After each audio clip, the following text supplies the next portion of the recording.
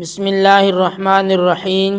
سکہ دھات کے ہم وزن ٹکڑے جن پر کسی حاکم یا بادشاہ کے نام کا ٹھپا ہوتا ہے وہ سکے کہلاتے ہیں۔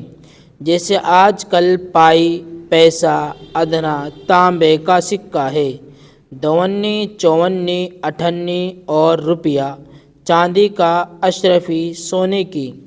حاکم یا بادشاہ کے نام کا ٹھپا اس بات کی سند اور ضمانت ہے کہ سکہ کھری دھات کا ہے اور جو وزن اس کا معین ہے اس میں پورا ہے۔